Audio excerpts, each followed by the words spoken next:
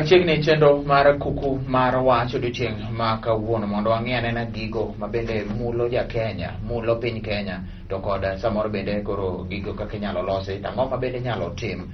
Emomiyo bende koro chenro ni biro ni yono makare ahinya kokadho Lolwe Tv.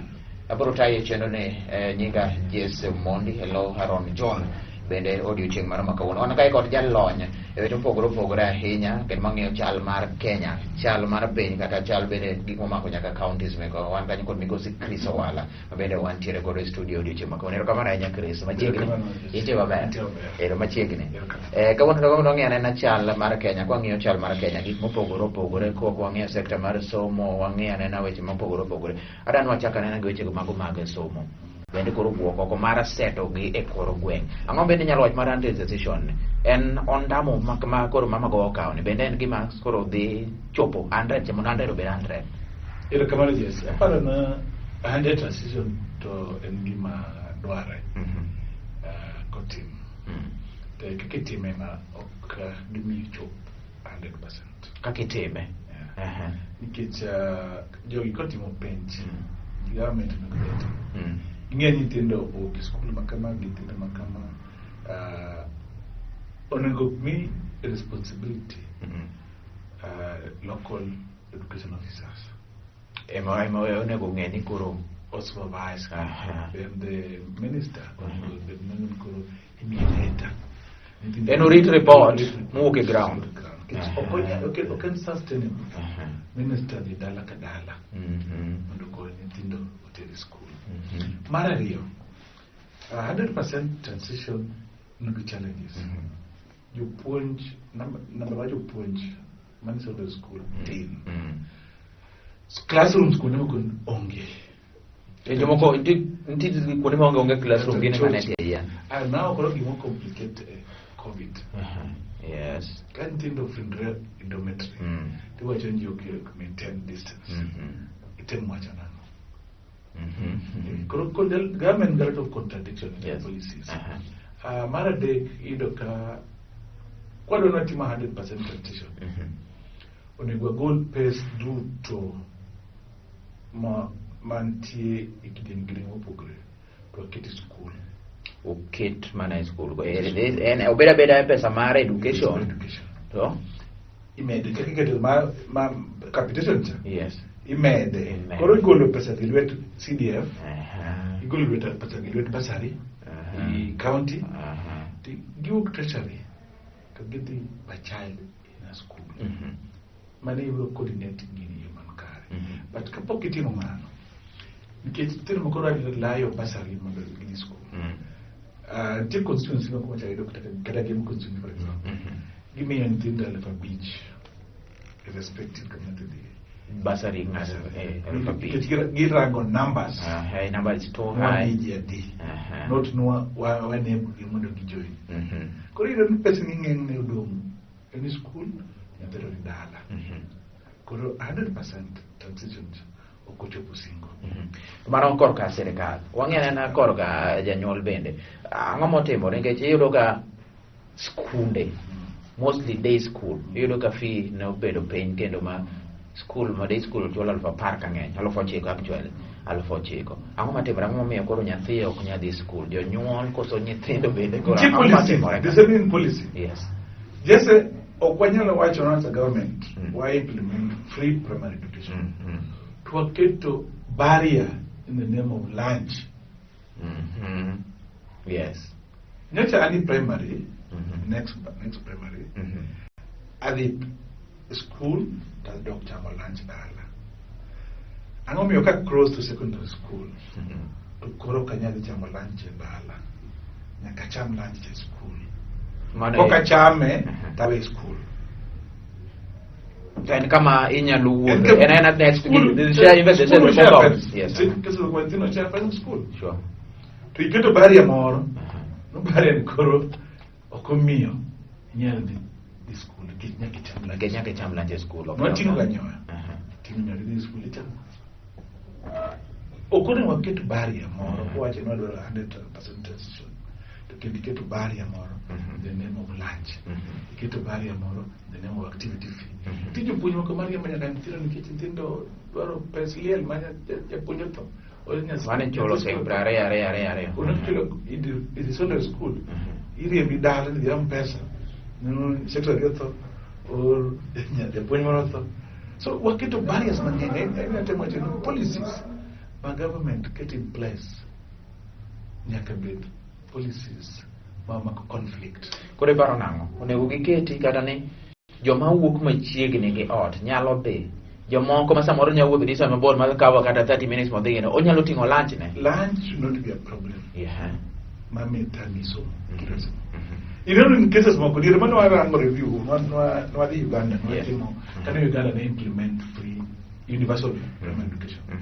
Uganda no kete mak uniform okachuno. Primary school. You bora ninya attend. So the issue was why didn't you do it in school? Then what struggle with the quality kagiso do school. Okay, chako idwaro quality to access for this problem. Because uniform ni bene a shada. It's a problem. Uniform is over commercialized. Key is school. Incha kaintana donji school. Iloka school kakanga. And three charges. Seat bed sheet mini on your beach. A chair me out here. Bed sheet. Minya the same bed sheet minya ngeo kamara at 5. The same bed sheet. Nya ngeo kamaro mi beach. Uniform. Minya lo de ngeo kamaro alfa chiel. Change alfa raya. Kata alfa dek. Sweater jumper. Jumper minyeo sling alfa chiel. Kidi school nyeo alfa raya beach. Mattress. Makidi tafo. Nyeo sling ya boro. Idi school nyeo alfa dek. Gigi duto bedo barriers manyatima vulnerable. Ma dane mengo min gionge yuto makomiyo konyal donjo school. Ma government monego donjre wach ni to iket police. Government nyaka wach no onge school machuno nyathi nyiew gik moko school. It is a business not a school. Ngato bi kako nyalo gi ng'iewo to man tekno ng'iewo gima idwaro cha. Gicha midwaro keto kala, keto standard, this camera procure or government supply. The government and government equipment scheme. Market access books. Government supply school. Nyatidi na wilo access books. That kichopo kanyo. Then you talk about free 100% transition. Wang'e ne wach CBC bende biro mulo mana wach miginego. Wayudo ka sani CBC mano mako dhoge CBC ni sani koro. Chon noneno ka ne chiwo exercise books mana kaka iwacho. Kata ndalo mona somo kane Moi Kibaki odonjo. To wayudo kwa yudo buge mondike nying school nyaka kalam. Gino dogo rumo sani. Sano wayudo ka nyithindo ng'iewo exercise books. Hapa ni gele wele ge textbook ni textbook sani koro government kelo. CBC jomoko wacho ni CBC ni okwane kochomo yo. Jomoko bende wacho ni CBC is the way my government is stressing on that. CBC ang'o nyalo wacho. Sani ndo ka nyathi machako skul nyaka dhi gi buge aboro. Pogore gi wan mane ng'ado nwa marom gi simu kama. Ing'eyo kapok wadhi CBC. I will do you matin. Transition yes. Ing'eyo dier mane watimo nonro. Marango ka pesa wuok njogo treasury to school. Watimo nonro Kenya ngima. Sipo amoko. Ida na school pesa ko njogo house. Treasury to be the school account. To ntie jipinka ma benefit from it. The Ministry of Education officials. Officials, yes. Gikoli school. To koro gibe gido their shares. Koro gimana matim chakatim. Koro why don't schools moko? Okel pesa ma books. To schools gipod only books. This school monari made on cap secondary school class form 3 no put math textbooks actually. To pesa ten gima king gima no goal for the past 8 years. To give the textbooks actually maths. It tells you. So in CBC it tells you kaka school education zani enka loko hala. Miloke gi jonjogo house, loke gi business, loke ngata. Ko janyuol nkende. Or mibadi ochi. But kido gi CBC. CBC ilunga competency based curriculum yes. Ka yujo competence kido gi penjo competence imesha eda. Japuonj poko bedo well equipped. on that. Books misomogo are not available, or if they're available, beaching in malo. Kichkuri do adwa the nyithindo manyalo afford to joma nyalo afford to dongo achiel. At the end of the day, do go achiel nyithindo gromore kich onge examination mitimo gi the end. Koro dongine no ki irocho nyithindo kich idio ga wondo gino ne inyalo afford books inyalo afford nyiewo gi. In ok nyalo afford ok nyalo nyiewo. But eventually waduto kwa team page at the end. But you know what's the better says yes. Koro warom kan. In the system no I walk the war thing. You have to move. Koro nge kata better says ne you can do that thing or exactly. Koro challenges to education. Inexpensive for commoner, for genuine. 2, the approach is not prepared. 3, resources government will kill maromo. Koro chalma government timonga trial. It's only private public school. Ma tech. Because public school you the puja chair. Ma it's a debate. You classroom ntino ne. Ma ntino mako betu kara ngokocha. Ntino mako betu kara ngokocha. Tije puja kocha. Tumoro puja kocha. For how long you go to this to get some more get him a trial come you know some of your motive trial come you want to begin to pick up some more bro bedo ko in your manate trial come you get what they break to solution and now kapok what they break in solution nyaka be serikali mani charge information serikali take policies makwes ni Kenya makoni ni Kenya mane wat mabone bene ko ng'e yes kama nena yue ko duogo mondo wadhi nyime watieko kanyo to wadonjo nena kidieny mar ariyo kuma bende wadang'e ne koro kose na wachni wang'e gik mathoth wenyo wadang'e nena weche mago mag weche arita kwe matiang'e ande ni to dhi e nyim kamito joma mokadho weche osebedo ka wachore ni siasa magora nyaka gi sani wan gi Chris Owala jalony ema bende wantiere godo kae kendo koro dhi nyime chenro ni mar Kuku Mar Wach.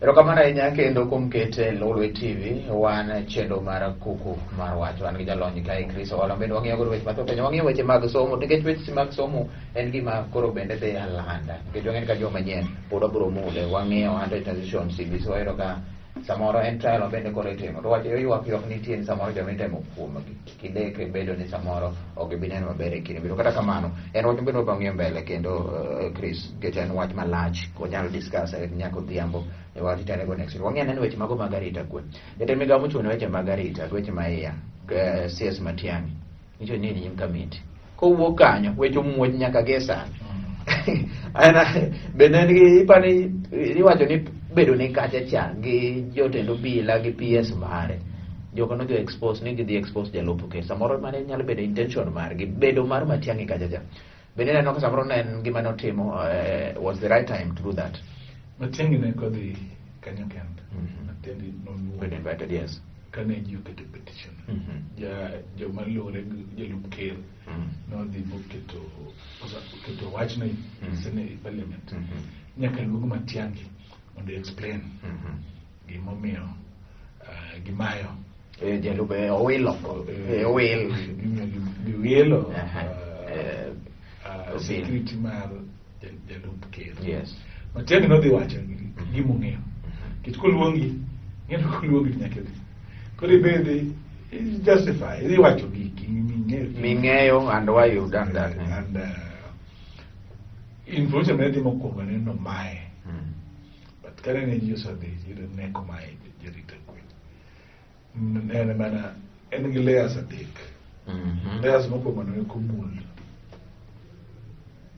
en alea no gin tie intact layer mar ariyo ne no bedo reorganized layer mar ariyo kama no ketie APs yes so to need agoko ne siasa no mae arita kwe gima gitemo wacho no sirkal oken organize kaka gitemo keto tich mag police marito dhano kech gima nowuok kanyo no security man deputy president nogo marito nyaka gike mwandune ohingo security mantie Nyamira County example mano marito mwandu ng'ata achiel nyiso no ohingo county achiel go security to nyiso no jopiny emio ka jopiny hinyere matin onywako kawo security modong kendgi ka ido kata kidwaro kuonwa jiwote gi jokuoge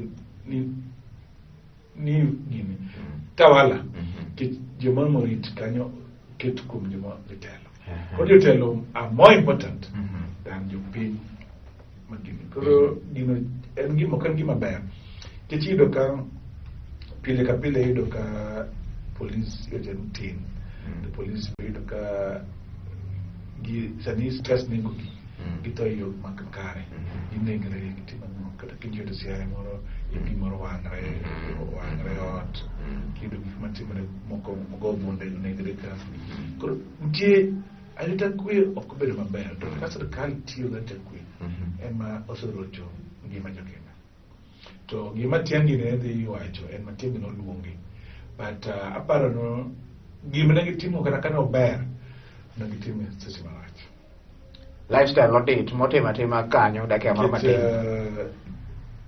siasa de donje yes to time siasa be ochako campaign chako koro odhi neno ne time siasa gima dwa penjo to igo duto dagisa duto ka giwache gigi sasa gima sasa mimi na nyaka donje matiago nogono bende wacho ne magi ywak mag sim mondo manyo sympathy so siasa koro nyiso ni gino osekwako siasa koro wacho ni samoro notime to lakini onego notime yo makare ayen yadi penjrin to if jalu ker ne ko bala go ker bedo time mano is the question nika jalu ker ne ko bala go ker then ena ngato ma mosiep president ado tim ada ko tim kren kit de balo koro jo kaniso gi power wan talo wana timu ni kama to be iwacho kana kikunyo just bur maramo kida kipande siki de lingri be ngeni be winyelo bil ko ketima baktuta hinya ma kilingre nyalo goli gini bende Chris bedo mar matiangine makoro nyuolo weche mathoth ahinya bos mwando mago mabende samoro mane jine ok ong'eyo kendo yudo adi kendo kwa yudo kodiochieng' mano manyoro tuju mar SG mar Jubilee bende koro nowacho ni koro gidwaro ni koro kata jo ushuru bende ong'iyane nikech ushuru migolo ka bende ochulo ushuru margi nene to ne kama koro donje siasa kendo koro kelo dhi nyuolo weche mago mang'eny ahinya bende onego bende nochop kuma koro nochope as the Jubilee yes ne gikian gima deputy president ngo Kenya magine ging'eyo ma ochiwe security do gichiw security ochiw security en gimong'e gideta yes mangata kata in nokatire gin gelenga ging'eyo kama idhi kod gimarach siasa okay ginyalo expose matin yes koro okwanyal president oken in kata oken ngata mado wache sirkal kia mwandene kia no kuchiu osuru kupono kuchiu sirkal kia neni gimoro matimo marach donge Weston Hotel ne winjo wacho mano seng'ere gik mang'eny ng'engo so sirkal nyalo timre no kia gima deputy president ni go kata onge go kata mana pesa mengo e bank sirkal ging'eyo yes sirkal ongeremo onge feelings sirkal en amofas ma ong'eyo gimoro mora ma ingo odwangiyo to bol na way ke koro in on the right side ko in the wrong side ya ko bulbule koro gima gitemo wacho ni ok en gima news en gima deliberate yo pujone wacho ni in 2015 mano 5 years ago 6 ne DP was worth 100 million mwandu magre sani koro en billions ma bende ge wacho ni koro chal be gima nitiere checho mondo dwene samoro mar nyalo bedo siasa nikech biashara mo wacho no timo ga samoro bende nyalo chopo kanyo yes Martin adier yes no nyalo bedo metu gi wacho but range go e picha kata tuje gin wegi go picha kata mana county governors joma wuoyo kata mana go ga picha kata promo ing'e 5 years ago kana gidonje telo rasanga witi kirango kana gidonje kata bado gidiro kana donjo governor no en gango sana ngin kita nika guta America guta UK amana na ota chiel semi permanent sana en Bangalore en UK Washington DC como saje no be gade reu tenia mo se chopo kote so ntie gimoro ka iluongo na asecarax marketing and corruption dwaro miso adier to gidhi court to giwacho ni ng'ani prove mwande ni yudo kanye ko kiel prove to state kawe that's the law is there maka gidwaro kata ni Ruto dwoko mwande no ko yudo kare the asset recovery authority go to court, or ethics and corruption goes to court. Investigation for the mail. Okay, investigation. Yes, go to court. And demonstrate. Mandi mini gogi. Demonstrate kakani yudo. Kutami. To state kaogi simple set. Magi temo ga rango long route no. And siasa. Kidingeyo. Okay, Ruto kende. Tiji mang'eny. Ma ko chake ni kore timne state officials te plus. Nyoro higa mar 2017 nyon mandigi kanyen gi toyota chia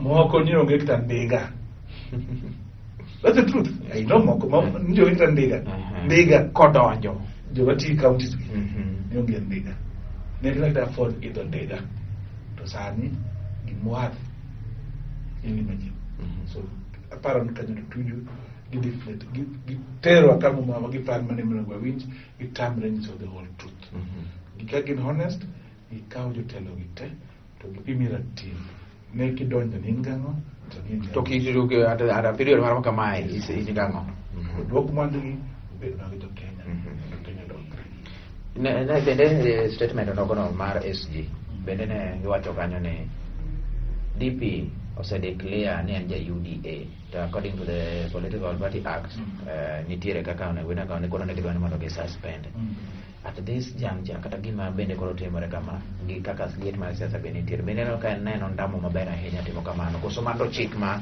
ene luwe chik kan tiro golo chik to kono go bende examined but ne ogitime ogi threatened ogi implement giwacho gi mang'eny mose gitime kaka chik dwaro period you know the president wacho no gitime kama they are not helpless yes jogi in the state of the government giving everything giving political party register and giving appoint ginyalo gitime we give luor in fact sama gidoga threaten to ngiso wan kana get helpless as a government as a state nikech koro giwacha kanyo gimono bende ni gisetimo kata ginyis ji ni we've done this my setting the chick is this law ko sharia ni mati ko ne ba bed ma to emotions gik mono wa team kaka sera dwara yes wach mar bende mane wach no giluche giwacho ni to king'iyo sani ng'eni kod time sani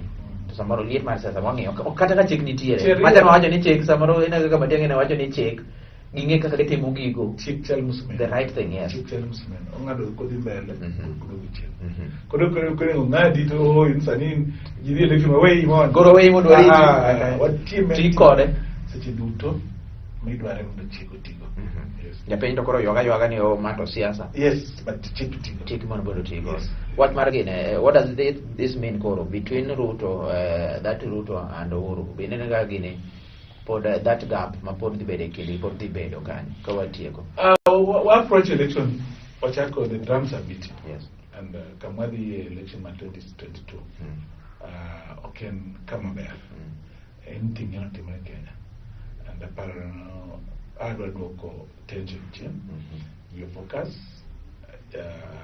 so that kik wabed repeat ma 27 which economy also suffer COVID economy also suffer many things makopo nwadogo politics and redwa chak kwadogo something mari replica to 2007 election. Then you Kenya had something is apparent. How do I exercise restraint on the why engage somebody katakuwa different opinion to engage kwani Kenya is bigger than us. Kenya and Magaduto kikwa kete. And Gimaraja and we took trust my judiciary is on Chieng. They might not go to court because ICC chape for the hand catcher. Could one in the Kuriga Sumbi. So election was the year 2022. An election ma 1 year sleep again. Our parallel. Come what Woge just siasa woge jampenga watie kana ka chenu siasa. Apparently I woge jampenga ka take responsibility. Election was the don't hear ngata neno wadu nyamenyu go koguno maber. Ja siasa nyaka bedo accountable. Mondo jo Kenya otherwise jo Kenya kik wayier ng'ato ng'ani miyaga gimoro simple abich ng'ani owadwa kata ng'ani aminwa wayier ng'ato nikech onyalo deliver mondo golwa bag chandruok mango 10 years mar devolution ng'eny lowland odhi to a west so joluo nyaka parre kama kitelo mane wa feel nwadwa dhie kaka jodiem kae ma feel man comfortable mano to koro wachgi giwegi. Pero kamana nyamano dalony Chris Owalo wang'eyo weche mathoth ahinya Chenro Mar Kuku Mar Wach wang'eyo gigo chako weche mag somo wang'eyo weche mago mag siasa nikech magi gik mabende koro mulo japiny kendo gik mabende koro miyo japiny ng'iyo to dongruok mar nyalo chopo kanyo omiyo mago nyaka bende wawachi mane Chenro Mar Kuku Mar Wach oriti masane bende tae chenro ng'ato otieno nyaka odiochieng' machielo erokamano ahinya.